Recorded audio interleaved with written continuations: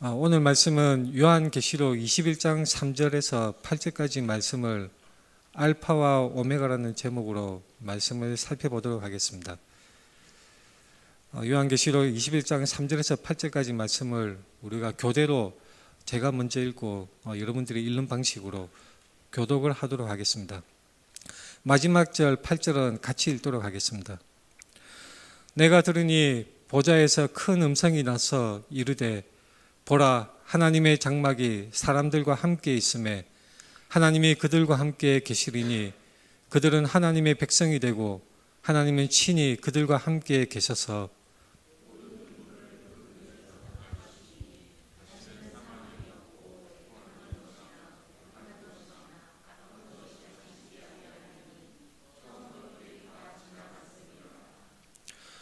보좌에 앉으신 이가 이르시되 보라, 내가 만물을 새롭게 하노라 하시고 또 이르시되 이 말은 신실하고 참되니 기록하라 하시고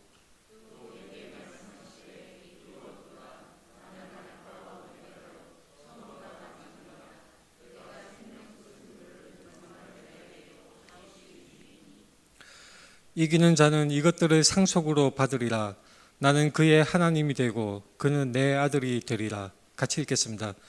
그러나 두려워하는 자들과 믿지 아니하는 자들과 흉악한 자들과 살인자들과 음행하는 자들과 점술가들과 우상 숭배자들과 거짓말하는 모든 자들은 불과 유황으로 타는 못에 던져지리니 이것이 둘째 사망이라. 아멘. 우리 앞뒤 좌우 돌아보면서 함께 같이 인사하겠습니다. 사랑합니다. 축복합니다. 사랑합니다. 축복합니다. 오늘 본 말씀은 요한계시록 말씀으로, 이 요한계시록은 성경 66권 중에서 마지막 책입니다. 66권 중에서 첫 번째 책은 창세기이죠. 그리고 마지막 책 요한계시록의 마지막 책으로 순서가 전해져 내려오고 있습니다. 우리가 성경을 66권을 가만히 살펴보면 각 책마다 그 책의 그 결말이 부분이 있습니다. 어떤 책은 열린 상태로 소망의 말씀으로 끝맺는 내용이 있고, 어떤 성경은 갑자기 뚝 끊어지는 듯한 그런 느낌으로 끝맺는 책도 있습니다.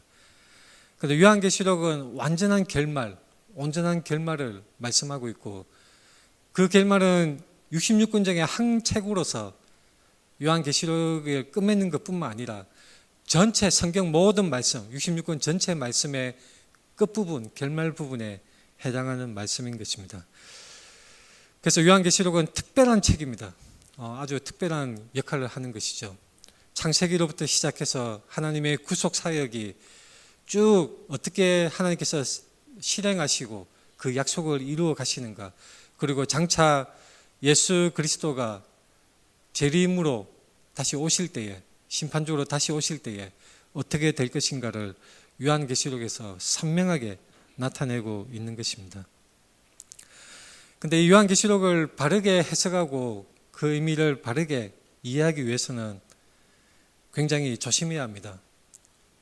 제가 자주 말씀드린 것처럼 누구는 40일 금식 기도를 했더니 어느 날 밤에 갑자기 요한계시록의 모든 의미를 다 통달했다, 깨우쳤다, 그렇게 말을 하는 사람이 있습니다. 그렇지 않습니다. 이 요한계시록을 바르게 해석하기 위해서는 성경 66권 전체의 그 내용과 맥락을 잘 이해해야 합니다. 왜냐하면 요한계시록의 구절구절마다 그 단어 하나하나마다 다른 성경의 그런 배경과 맥락이, 내러티브가 그대로 이어져서 재사용되고 새롭게 사용되는 부분이 너무나 많기 때문입니다.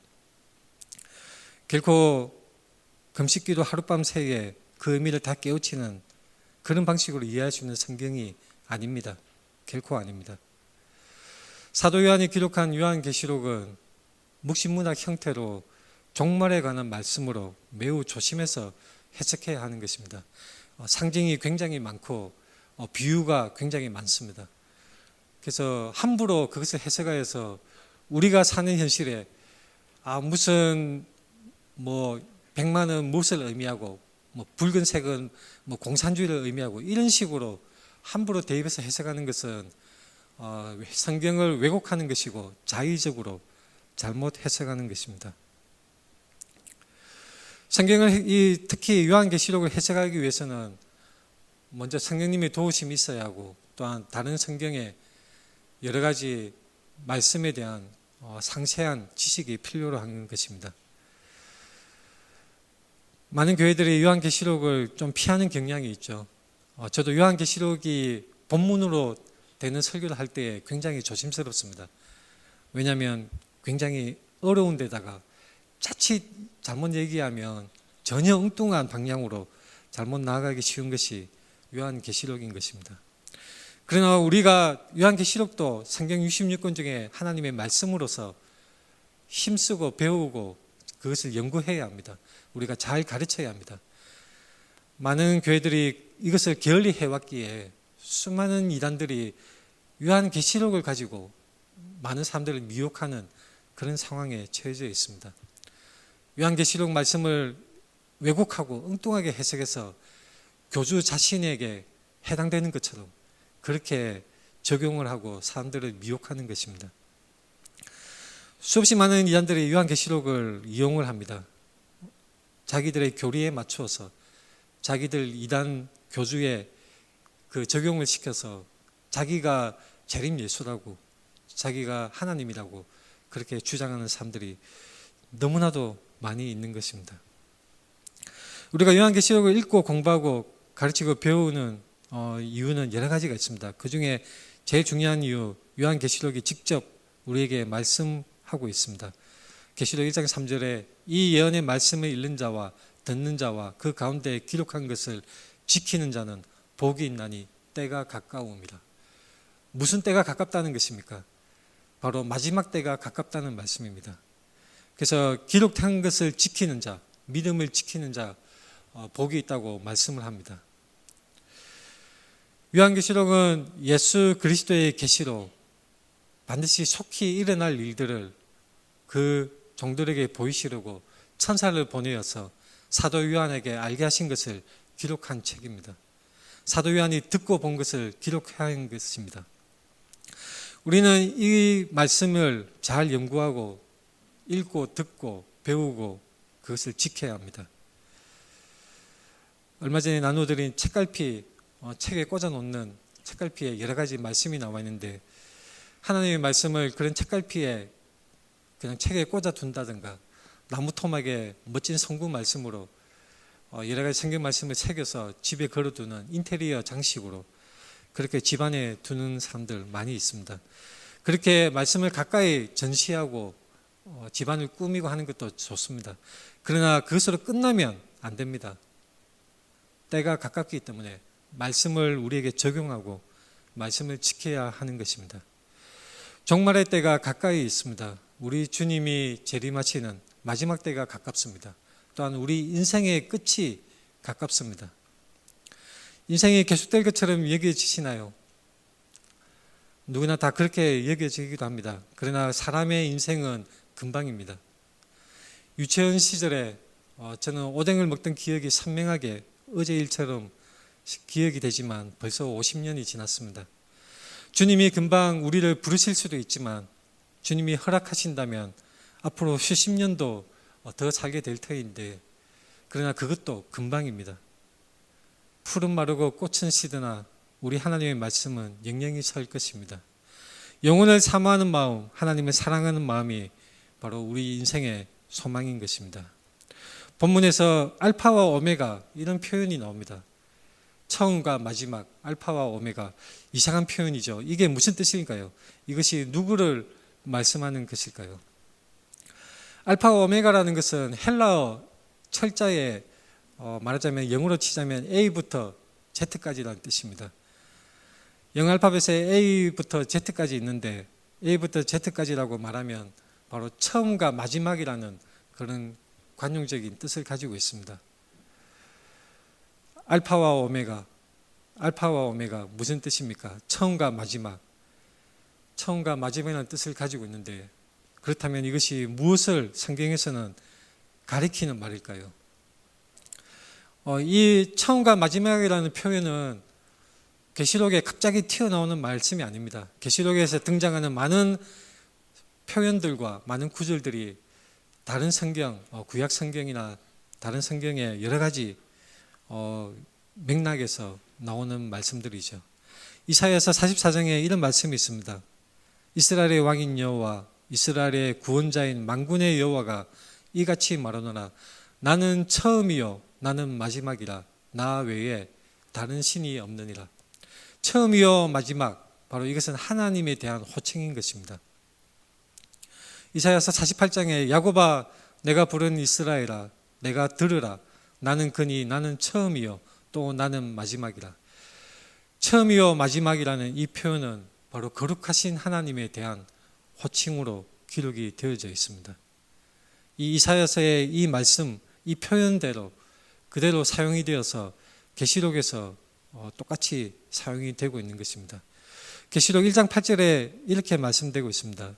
주 하나님이 이르시되 나는 알파와 오메가라. 이제도 있고 전에도 있었고 장차 올 자요 전능한 자라 하시더라.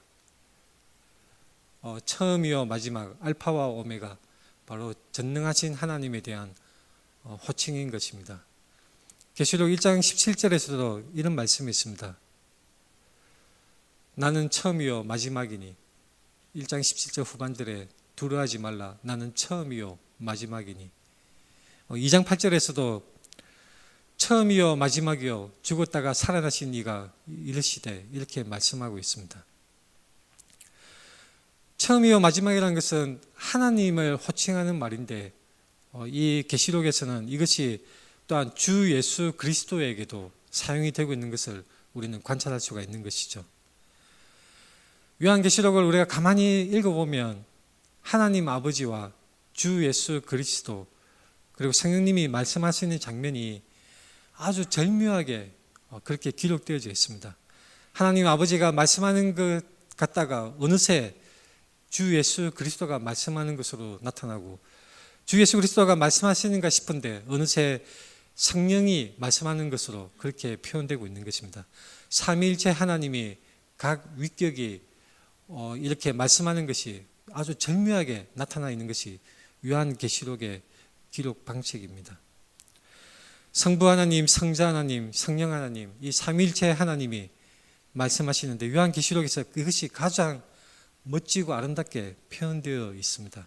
아주 특별한 그런 성경이라고 할 수가 있겠습니다.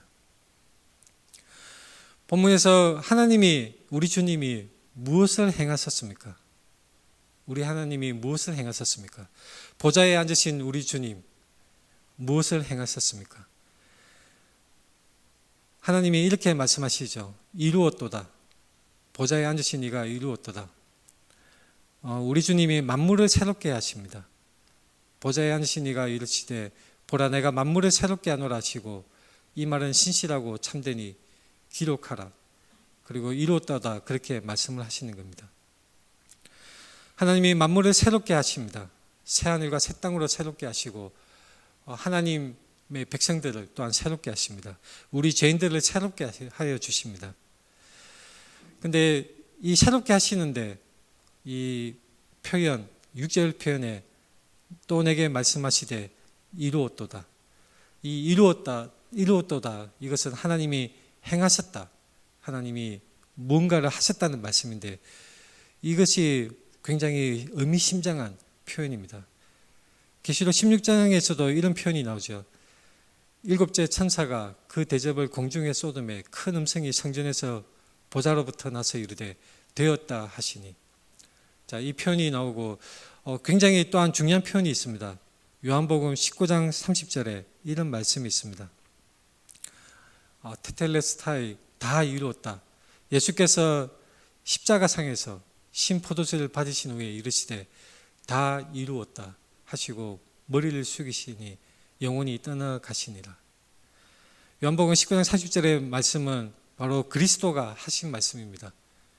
십자가상에서 숨을 거두실 때에 그 십자가 사역, 대속 사역을 이루셨다고, 다 이루었다고 말씀을 하시는 것입니다. 그 뒤를 이어서 바로 지진이 일어나고 하나님의 나타나심, 신의 현상이 일어나는 것을 우리는 성경에서 관찰할 수가 있습니다. 하나님께서 이루셨습니다. 구속 사역을 이루시는 것입니다. 하나님께서는 또한 무엇을 하십니까? 생명수 샘물을 목마른 자에게 값없이 주십니다. 나는 알파와 오메가요 처음과 마지막이라 내가 생명수 샘물을 목마른 자에게 값없이 주리니.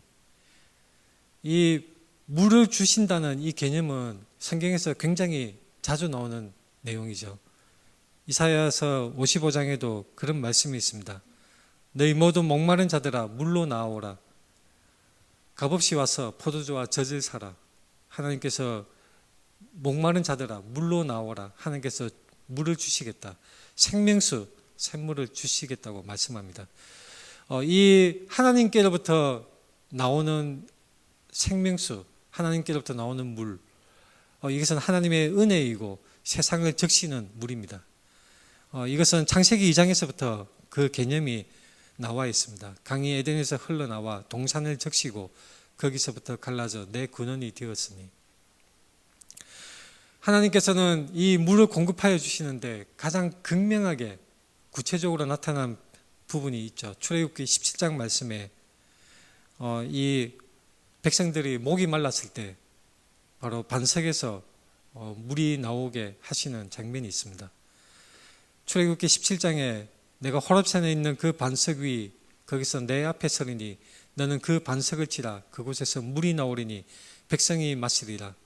모세가 이스라엘 장로들의 목전에서 그대로 행한 것입니다. 그곳이 바로 무리바라는 곳에서 이 반석에서 물이 나오게 했던 그런 기적의 사건이 일어난 것입니다. 이 목마른 자에게 물을 주시는 하나님의 은혜, 이것은 예수 그리스도가 굉장히 떠오르게 하는 그 말씀입니다. 요한복음 4장에 이런 말씀이 있죠. 대답하여 이르시되 이 물을 마시는 자마다 다시 목마르니와 내가 주는 물을 마시는 자는 영원히 목마르지 아니하리니 내가 주는 물은 그 속에서 영생하도록 솟아나는 샘물이 되리라. 이 물을 달라고 이 사마리아 여자에게 우물가에서 말씀하시는 그 대화 중에 한 내용인 것입니다. 이 본문 말씀에서 바로 하나님께서는 물을 주시는데 또한 하나님께서는 그것을 상속으로 주신다고 말씀하고 있습니다. 본문 말씀에서 이기는 자에게 상속으로 하나님께서 주신다고 계시록에서는 말씀하고 있습니다. 이기는 자는 이것들을 상속으로 받으리라. 나는 그의 하나님이 되고 그는 내 아들이 되리라. 오늘 본문 말씀에서도 이 이기는 자에 대해서 말씀을 하고 있는데요. 이기는 자가 누구입니까? 자, 이기는 자에 대해서 교회에서 정확하게 잘 말을 하지 않기 때문에 이단 그 사이비 교주들이 자기가 이긴 자라고 그렇게 주장을 하는 것을 많이 볼 수 있습니다. 모 이단 교주가 그렇게 얘기하죠. 자기는 이긴 자다. 그래서 자기가 구원을 주고 자기가 하나님의 그런 선물을 자기가 준다라고 그렇게 이단적인 주장을 하는 것을 너무나 쉽게 볼 수가 있습니다. 이긴 자가 누구입니까? 이기는 자가 누구입니까? 이단 교주입니까? 수없이 많은 이단들, 굉장히 많은 이단들이 있죠. 많은 이단 교주들이 자기가 이긴 자 그렇게 주장을 하고 있습니다. 그러나 이 이기는 자는 누구입니까? 이단 교주가 아니라 특정한 어떤 그런 종교단체 지도자가 아닙니다. 그것이 아니라 바로 모든 그리스도인들, 믿음을 지키며 살아가는 모든 그리스도인들이 바로 이기는 자인 것입니다. 이기는 자는 이것이 현재형입니다. 지금도 이기고 있고 앞으로도 이길 것입니다. 과거에도 지금도 미래에도 믿음을 지키고 이기는 것으로 그렇게 표현이 되고 있습니다. 바로 이기는 자에게 상속으로 주실 것을 하나님이 말씀하고 있습니다. 그리스도를 믿는 믿음을 버리지 않고 시험을 이기는 모든 사람이 하나님의 복을 상속받는 것입니다. 계시록 2장 7절에 보면 귀 있는 자는 성령이 교회들에게 하시는 말씀을 들을지어다. 성령이 교회들에게 하시는 말씀을 들을지어다. 2장 11절, 2장 17절에도 똑같이 성령이 교회들에게 하시는 말씀을 들을지어다. 그렇게 말씀하고 있고, 이기는 자와 끝까지 내일을 지키는 그에게 만국을 다스리는 권세를 주신다고 말씀하고 있습니다. 이기는 자, 여기서 우리는 굉장히 주목할 필요가 있습니다. 모 교단 사이비 단체의 교주처럼 자기 자신이 이긴 자가 아니라 모든 그리스도인이 이기는 자입니다. 이긴 자가 아니라 이기는 자이죠. 그런 사람에게 바로 하나님께서는 상속으로 주시고 하나님께서 그의 하나님이 되고 그는 내 아들이 되리라고 말씀합니다. 계시록 21장에 이긴 자는 이것들을 상속으로 받으리라. 나는 그의 하나님이 되고 그는 내 아들이 되리라. 이것은 그의 하나님이 되고 그는 내 아들이 되리라. 이것은 계시록에서 갑자기 튀어나오는 표현이 아니라 이것도 구약적인 그런 배경의 말씀이 있습니다. 사무엘하에서 바로 다윗이 이 하나님께서 도와주셔서 주의 모든 원수를 무찌른 후에 왕으로 궁에 평안히 살게 될 때에 이 선지자 나단을 통해서 주어진 말씀입니다. 사무엘하 7장 14절 15절 제가 읽어보겠습니다. 나는 그에게 아버지가 되고 그는 내게 아들이 되리니 그가 만일 죄를 범하면 내가 사람의 매와 인생의 채찍으로 징계하려니와 내가 내 앞에서 물러나게 한 사울에게서 내 은총을 빼앗은 것처럼 그에게서 빼앗지는 아니하리라. 하나님께서 아버지가 되고 그는 내게 아들이 되리니 이 사무엘하 말씀처럼 하나님께서 우리 그리스도인들에게 우리의 하나님이 되고 우리의 아버지가 되시고 우리는 그분의 아들이 된다는 말씀인 것입니다. 이것은 굉장히 너무나 중요한 말씀이죠. 하나님과 우리와의 관계가 어떻습니까? 하나님과 우리의 관계가 그저 마음의 평안을 얻기 위해서 그렇게 자신의 원하는 것을 얻기 위해서 교회를 나오고 계십니까? 우리는 하나님과 우리의 관계가 어떤 건지 늘 생각을 해봐야 합니다. 하나님이 나의 아버지이신가? 내가 그분의 자녀인가? 하나님과의 어떤 관계로 우리가 살아가느냐? 너무나 중요한 것입니다. 어떻게 살아가야 하겠습니까? 우리가 어떻게 해야 합니까? 계시록 말씀을 가만히 읽어보면 처음부터 끝까지 계속해서 반복되는 것이 있습니다.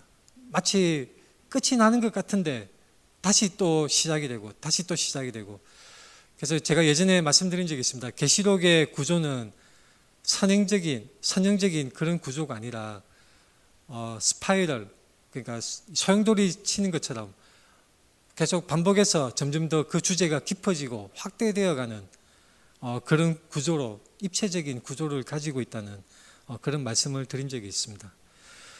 이것은 마치 끝인 것 같지만 끝이 아니고 계속해서 반복이 되는 것처럼 마치 어쩌면 우리의 인생이 그런 것일지도 모르겠습니다.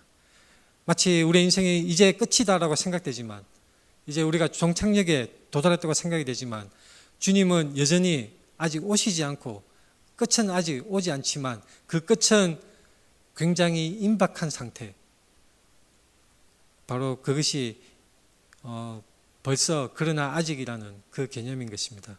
종말이 가까이 와 있습니다. 끝이 가까이 와 있습니다. 우리의 인생이 끝에 굉장히 가까이 와 있지만 여전히 끝은 아직 아닌 상태. 그래서 우리는 끝을 대비해서 경각심을 가지고 깨어있는 그러한 삶을 살아가야 하는 것입니다. 요한계시록이 기록되어서 그것을 읽는 대상의 독자들은 어떤 상태였냐면 숱하게 박해를 받는 그런 상태였습니다. 어쩌면 주님이 빨리 오신다고 하였는데, 금방 오시리라고 약속하셨는데 아직도 오시지 않고 이제 끝이 나는가 싶은데, 주님이 오시는가 싶은데 여전히 핍박은 계속되고 있는 상황에서 이 요한계시록 말씀은 소망을 주는 말씀이고 희망과 격려의 말씀으로 주어졌던 것입니다. 지금 우리가 살아가는 것은 굉장히 편하죠. 박해가 없습니다. 우리 대한민국에서는 종교의 자유가 있기 때문에 박해가 없습니다. 그러나 우리는 알아야 합니다. 우리가 살아가는 동안에 언제나 그 끝은 가까이 있다는 것을. 우리가 살아있는 동안에 언제 주님이 오실지 모릅니다. 또는 우리가 이렇게 살다가 금방 내일 주님 앞에 서게 될지도 모릅니다.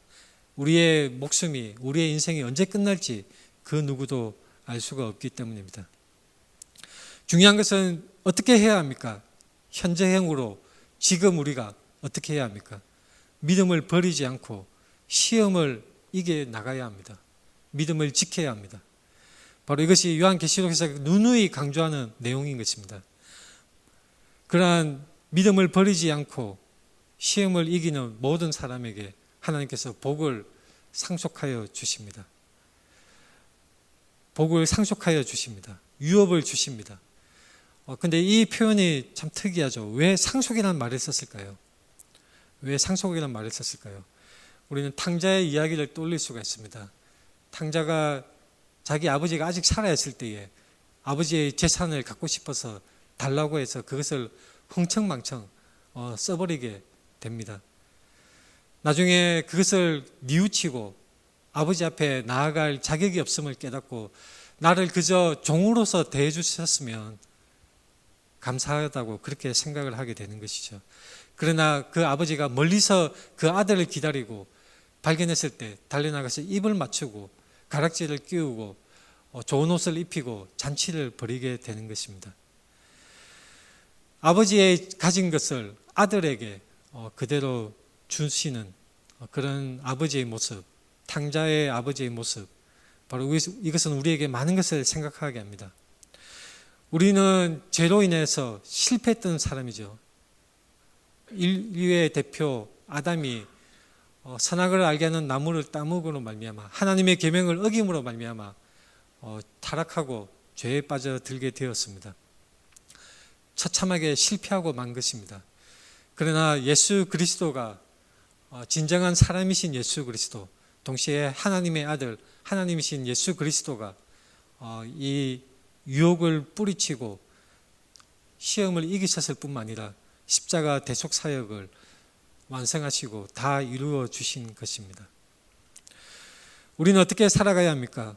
그리스도를 믿는 믿음을 버리지 않고 시험을 이기며 하나님 앞에 살아가야 합니다. 계시록 21장 7절 말씀에 이렇게 말씀하고 있습니다. 이기는 자는 이것들을 상속으로 받으리라. 나는 그의 하나님이 되고 그는 내 아들이 되리라. 근데 8절 말씀에 무서운 말씀이 있죠. 그러나 두려워하는 자들과 믿지 않은 자들과 흉악한 자들과 살인자들과 음행하는 자들과 점술가들과 우상 숭배자들과 거짓말하는 모든 자들은 불과 유황으로 타는 못에 던져지리니 이것이 둘째 사망이라. 이것은 너무나 무서운 말입니다. 많은 교회에서 이런 지옥에 관한 설교를 회피하는 경향이 있습니다. 그저 사랑의 하나님, 좋으신 하나님으로 편안한 말씀을 하기를 원하는, 또한 그것을 듣고자 하는 성도들의 그런 습성이 있습니다. 그러나 우리는 성경이 말씀하는 진실을 분명히 봐야 하는 것입니다. 직시해야 합니다. 불과 유황불이 존재합니다. 지옥이 있습니다. 이것은 그저 어떤 신화적인 이야기가 아니라 현실입니다. 꾸미는 이야기가 아니라 하나님이 분명하게 알려주신 말씀이고 정말로 사랑이 많으신 예수 그리스도가 그 어떤 성경의 인물보다 지옥에 관해서 가장 많이 말을 하신 분이라는 것을 우리는 생각해 봐야 합니다. 지옥이 존재합니다. 엄연히 실제하는 현실인 것입니다. 우리는 이것에 정말 경각심을 가져야 합니다. 우리는 어떻게 살아가야 합니까? 이기는 사람으로 살아가야 합니다. 어떻게 하면 이길 수가 있을까요?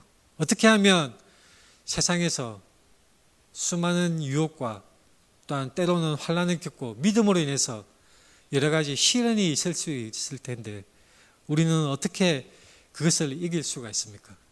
어떻게 하면 우리가 세상을 이길 수가 있습니까? 요한일서 5장에서 그것을 말씀하고 있습니다. 우리가 어떻게 이기느냐? 요한일서 5장 4절 5절에 이렇게 말씀합니다. 무릇 하나님께로부터 난 자마다 세상을 이기느니라. 세상을 이기는 승리는 이것이니 우리의 믿음이니라. 예수께서 하나님의 아들이심을 믿는 자가 아니면 세상을 이기는 자가 누구냐? 자, 무슨 말입니까? 오직 믿음으로, 오직 하나님을 믿는 믿음으로 우리는 세상을 이길 수가 있습니다. 하나님께로부터 난 자마다 세상을 이깁니다. 하나님을 믿는 자, 믿음 안에 거하는 자가 세상을 이기는 것입니다. 우리가 하나님의 향한 그 믿음으로 하나님을 따르는 신앙을 끝까지 지켜낼 때에 하나님께서 어떻게 하여 주십니까? 계시록 21장에서 3절 4절에서 이렇게 말씀합니다. 내가 들으니 보좌에서 큰 음성이 나서 이르되 보라 하나님의 장막이 사람들과 함께 있음에 하나님이 그들과 함께 계시리니 그들은 하나님의 백성이 되고 하나님은 친히 그들과 함께 계셔서 모든 눈물을 그 눈에서 닦아주시니 다시는 사망이 없고 애통하는 것이나 곡하는 것이나 아픈 것이 다시 있지 아니하리니 처음 것들이 다 지나갔음이라. 이것은 너무나 우리에게 소망이 되는 말씀이죠. 하나님이 우리와 함께 있습니다. 우리가 하나님의 백성이 되고 하나님이 친히 우리와 함께 계시는 것입니다. 모든 눈물을 우리 눈에서 닦아주실 것입니다. 다시는 사망이 없고 애통하는 것이나 곡하는 것이나 아픈 것이 다시 있지 않게 하여 주실 것입니다. 지금 우리는 이 세상에서 어려움을 겪습니다. 믿음을 지킬 때에 핍박을 당하고 의심여김을 당하고 조롱을 당하고 때로는 재산이나 생명의 위협을 당할 수도 있습니다. 그러나 우리는 어떻게 살아가야 합니까? 하나님 앞에서 이 주님이 알려주시는 분명한 진리를 붙들고 우리의 믿음을 끝까지 지켜나가야 하는 것입니다. 우리 모두 이 자리에 계신 여러분 모두 이 말씀을 분명히 붙들고 하나님 앞에 어떻게 살아가야 할지, 하나님 앞에서 우리가 어떤 자세로 어떤 태도로 살아가야 할지를 결단을 하는 그런 시간이 되어야 합니다. 우리가 아직 살아있습니까? 기회가 아직 있습니다. 주님 앞에 돌아갈 수 있는 기회, 주님을 찾고 주님 앞에 나아갈 수 있는 기회가 아직 주어져 있습니다. 우리가 죄에 빠져 있습니까? 하나님 앞에 철저하게 눈물로 회개하고 주님 앞에 돌아오십시오. 이것이 바로 여러분들이 살아갈 수 있는, 살아날 수 있는, 영원한 생명을 받을 수 있는, 그리스도와 함께 할 수 있는 유일한 방법인 것입니다. 같이 기도하겠습니다.